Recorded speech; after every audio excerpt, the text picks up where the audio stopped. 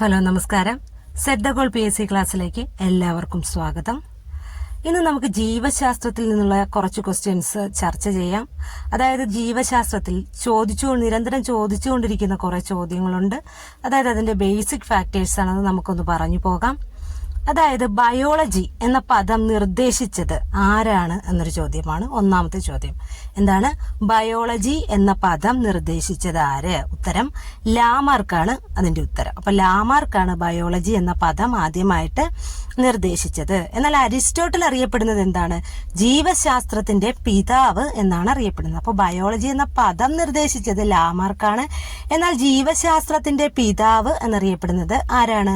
അരിസ്റ്റോട്ടിലാണ്. അപ്പോൾ അരിസ്റ്റോട്ടിൽ എന്തു പേരിലാണ് അറിയപ്പെടുന്നത്? ജീവശാസ്ത്രത്തിന്റെ പിതാവ്. ഇനി ജീവശാസ്ത്രത്തെ നമുക്ക് ജന്തുശാസ്ത്രം, സസ്യശാസ്ത്രം എന്നിങ്ങനെ രണ്ടായിട്ട് തരംതിരിക്കാം. അപ്പോൾ ജീവശാസ്ത്രത്തെ രണ്ടായി തരംതിരിച്ചിരിക്കുന്നു. അവ ഏതൊക്കെയാണ്? സസ്യശാസ്ത്രമെന്നും ജന്തുശാസ്ത്രമെന്നും. അതായത് സുവോളജിയും ബോട്ടണിയും. അപ്പൊ ഏതൊക്കെയാണ്? ജന്തുശാസ്ത്രം, സസ്യശാസ്ത്രം.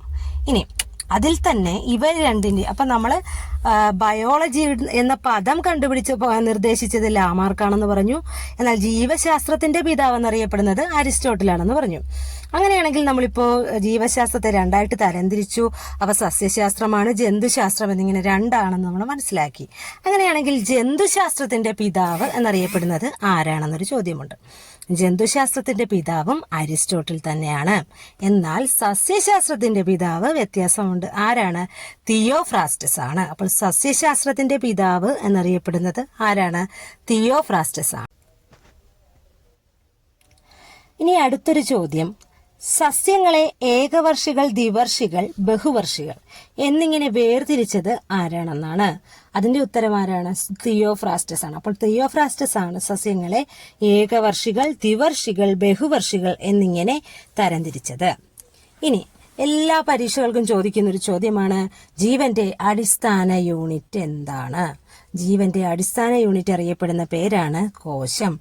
അപ്പോൾ കോശം എന്ന് പറഞ്ഞാൽ എന്താണ്? ജീവന്റെ അടിസ്ഥാന യൂണിറ്റ് ആണ് കോശം.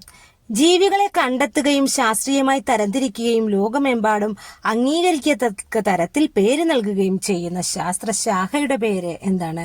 ടാക്സോണമി. ടാക്സോണമി എന്ന് പറഞ്ഞാൽ ജീവികളെ ശാസ്ത്രീയമായിട്ട് തരംതിരിക്കുകയും അവയെ ലോകമെമ്പാടും അംഗീകരിക്കത്തക്ക തരത്തിൽ അവയ്ക്ക് എന്ത് നൽകുന്നു? പേര് നൽകുന്നു. അപ്പോൾ പേര് നൽകുന്ന ശാസ്ത്രശാഖയുടെ പേരാണ് എന്ത്? ടാക്സോണമി. ഇനി ഈ ജന്തുക്കൾക്കും സസ്യങ്ങൾക്കും ദ്വിനാമ പദ്ധതി പ്രകാരം ശാസ്ത്രീയ നാമങ്ങൾ നൽകിയിരിക്കുന്ന ഭാഷ ഏതാണെന്ന് ചോദ്യമുണ്ട്. അപ്പോൾ ലാറ്റിൻ ഭാഷയിലാണ് എന്ത് കൊടുത്തിരിക്കുന്നത്? ഈ ജന്തുക്കൾക്കും സസ്യങ്ങൾക്കും ദ്വിനാമ പദ്ധതി പ്രകാരം എന്ത് കൊടുത്തിരിക്കുന്നത്? ശാസ്ത്രീയ നാമങ്ങൾ നൽകിയിരിക്കുന്നത്. അപ്പോൾ ശാസ്ത്രീയ നാമങ്ങൾ നൽകിയിരിക്കുന്ന ഭാഷ ഏതാണെന്ന് ചോദിച്ചാൽ ഏതാണ്? ലാറ്റിൻ ഭാഷയാണ്. എന്നാൽ കാൾ ലിനേയസിനെ അറിയപ്പെടുന്നത് ഏത് പേരിലാണ്? വർഗീകരണത്തിന്റെ ഉപജ്ഞാതാവ്. അപ്പോൾ വർഗീകരണത്തിന്റെ ഉപജ്ഞാതാവ് എന്നറിയപ്പെടുന്ന ശാസ്ത്രജ്ഞന്റെ പേരാണ് എന്ത്? Carl Linnaeus. അപ്പൊ നമ്മൾ ഈ ഒരു ഭാഗത്ത് തന്നെ ഒരുപാട് ശാസ്ത്രജ്ഞന്മാരെ പരിചയപ്പെട്ടു. ഒരു ചോദ്യം ചോദിക്കാം. ജീവികളെ അതായത് സസ്യങ്ങളെ ഏകവർഷികൾ, ദ്വിവർഷികൾ, ബഹുവർഷികൾ എന്നിങ്ങനെ വേർതിരിച്ചത് ആരാണെന്ന് ചോദിച്ചാൽ തിയോഫ്രാസ്റ്റസ് ആണ്. അതുപോലെ തന്നെ സസ്യശാസ്ത്രത്തിന്റെ പിതാവ് ആരാണെന്ന് ചോദിച്ചാലും ഉത്തരം എന്താണ്? തിയോഫ്രാസ്റ്റസ് ആണ്. എന്നാൽ ബയോളജി എന്ന പദം നിർദ്ദേശിച്ചത് ആരാണെന്ന് ചോദിച്ചാൽ ആരാണ്? ലാമാർക്കാണ്. എന്നാൽ വർഗീകരണത്തിന്റെ ഉപജ്ഞാതാവ് ആരാണെന്ന് ചോദിച്ചാൽ കാൾ ലിനേയസ് ആണ്. എന്നാൽ ജീവന്റെ അടിസ്ഥാന യൂണിറ്റ് എന്താണ്? അതറിയപ്പെടുന്ന പേരാണ് കോശം. അപ്പോൾ ജീവന്റെ അടിസ്ഥാന യൂണിറ്റ് അറിയപ്പെടുന്ന പേര് കോശം എന്നാണ്. അപ്പൊ ടാക്സോണമി എന്ന് പറഞ്ഞാൽ എന്താണ്?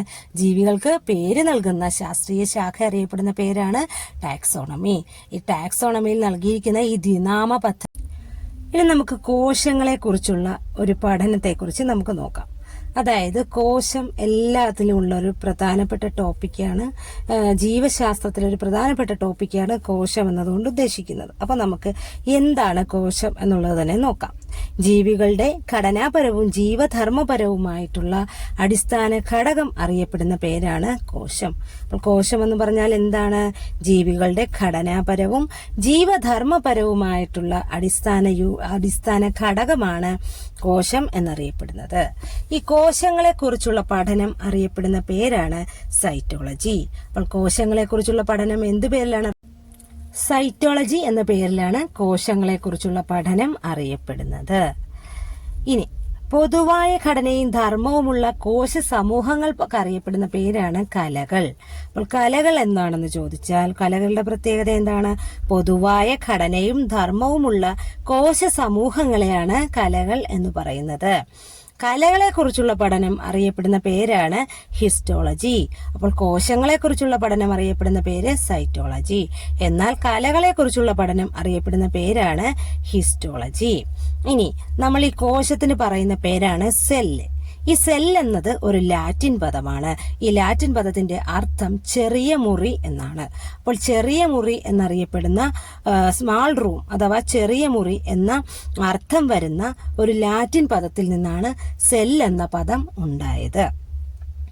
ഇനി ഈ കോശങ്ങളെ കുറിച്ച് പറയുമ്പോൾ ഏറ്റവും ഇമ്പോർട്ടന്റ് ആയിട്ടുള്ള കാരണം എന്ന് പറഞ്ഞാൽ മുമ്പ് നിലനിന്നിരുന്ന കോശങ്ങളിൽ നിന്ന് മാത്രമേ പുതിയ കോശങ്ങൾ ഉണ്ടാകുന്നുള്ളൂ. ഇത് പ്രസ്താവിച്ച വ്യക്തി ആരാണെന്ന് ചോദിച്ചാൽ ഉത്തരം റുഡോൾഫ് വിർഷോയാണ്. അപ്പോൾ റുഡോൾഫ് വിർഷോ എന്താണ് പറഞ്ഞത്?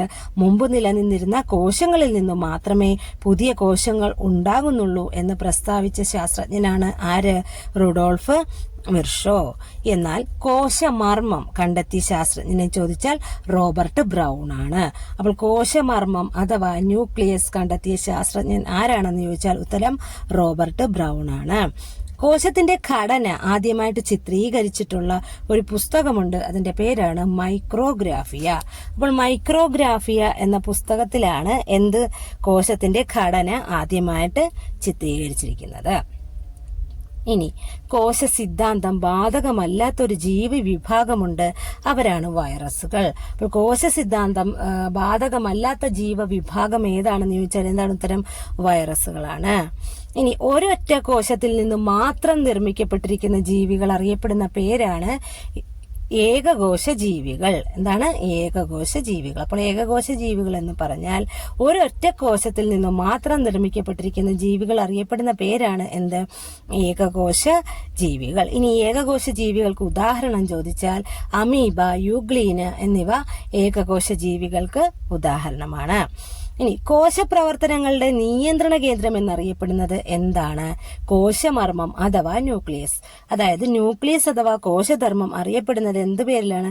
കോശപ്രവർത്തനങ്ങളുടെ നിയന്ത്രണ കേന്ദ്രം എന്ന പേരിലാണ് അറിയപ്പെടുന്നത്. ഇനി പ്രോക്യാരിയോട്ടിക് കോശങ്ങൾ എന്ന് പറഞ്ഞാൽ എന്താണ്? ന്യൂക്ലിയസ് ഇല്ലാത്ത കോശങ്ങളാണ് പ്രോക്യാരിയോട്ടിക് കോശങ്ങൾ എന്നറിയപ്പെടുന്നത്. എന്താണ്?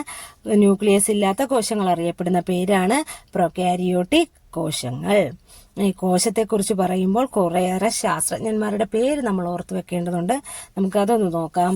സൈറ്റോളജിയുടെ പിതാവ് ആര്? ഒന്നാമത്തെ ചോദ്യം തന്നെ സൈറ്റോളജിയുടെ പിതാവ് ആര്? ഉത്തരം എന്താണ്? Robert hook. അപ്പൊ റോബർട്ട് ഹുക്കാണ് സൈറ്റോളജിയുടെ പിതാവ്. സൈറ്റോളജി എന്ന് പറഞ്ഞാൽ എന്താണെന്ന് അറിയാലോ. എന്താണ്? കോശത്തെക്കുറിച്ചുള്ള പഠനമായ സൈറ്റോളജിയുടെ പിതാവാണ് റോബർട്ട് ഹുക്ക്. എന്നാൽ കോശം കണ്ടുപിടിച്ചത് ആരാണെന്ന് ചോദിച്ചാലും ഉത്തരം എന്താണ്? റോബർട്ട് ഹുക്കാണ്. അപ്പോൾ കോശം കണ്ടുപിടിച്ച ശാസ്ത്രജ്ഞൻ റോബർട്ട് ഹുക്കാണ്. അദ്ദേഹം അറിയപ്പെടുന്ന പേരാണ് സൈറ്റോളജിയുടെ പിതാവ്. കോശ സിദ്ധാന്തം ആവിഷ്കരിച്ച 2 ശാസ്ത്രജ്ഞന്മാരുണ്ട്. അവരുടെ പേരാണ് ജേക്കബ് ഷ്ലീഡനും തിയോഡർ ഷ്വാനും. ആരൊക്കെയാണ്? ജേക്കബ് ഷ്ലീഡനും തിയോഡർ ഷ്വാനും. അവർ രണ്ടുപേരും ചേർന്നാണ് കോശ സിദ്ധാന്തം ആവിഷ്കരിച്ചത്. ഇനി കോശ സിദ്ധാന്തം പരിഷ്കരിച്ച ഒരു ശാസ്ത്രജ്ഞന്റെ പേരാണ് റുഡോൾഫ് വിർഷോ.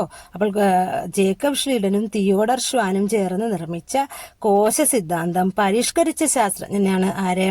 Rudolf Virchow. അപ്പോൾ ജീവനുള്ള കോശങ്ങളെ ആദ്യമായി കണ്ടെത്തിയ ശാസ്ത്രജ്ഞനാണ് ആന്റൺ വാൻ ല്യൂവൻഹുക്ക്. അപ്പൊ ല്യൂവൻഹുക്ക് ആണ് ആദ്യമായിട്ട് ജീവനുള്ള കോശം കണ്ടെത്തിയത്. ഇനി ന്യൂക്ലിയസ് കണ്ടുപിടിച്ചത് ആരാണ്? റോബർട്ട് ബ്രൗൺ ആണ്. ന്യൂക്ലിയസ് കണ്ടുപിടിച്ച ശാസ്ത്രജ്ഞന്റെ പേരെന്താണ്? Robert brown. ഇനി സസ്യശരീരം കോശങ്ങളാൽ നിർമ്മിതമാണ് എന്ന് കണ്ടുപിടിച്ച ശാസ്ത്രജ്ഞനാണ് MJ ഷ്ലീഡൻ. എന്താണ്? MJ Schleiden. എന്നാൽ ജന്തുശരീരം കോശങ്ങളാൽ നിർമ്മിതമാണ് എന്ന് കണ്ടുപിടിച്ചത് തിയോഡർ ഷ്വാനാണ്. അപ്പോൾ എല്ലാം കൂടി മാറിപ്പോകരുത്, നമുക്ക് ഒന്നുകൂടി നോക്കാം. സൈറ്റോളജിയുടെ പിതാവ്, കോശം കണ്ടുപിടിച്ചത്, ഇത് രണ്ടും ആരാണ്? റോബർട്ട് ഹുക്കാണ്. അപ്പൊ റോബർട്ട് ഹുക്കാണ് സൈറ്റോളജിയുടെ പിതാവ് എന്നറിയ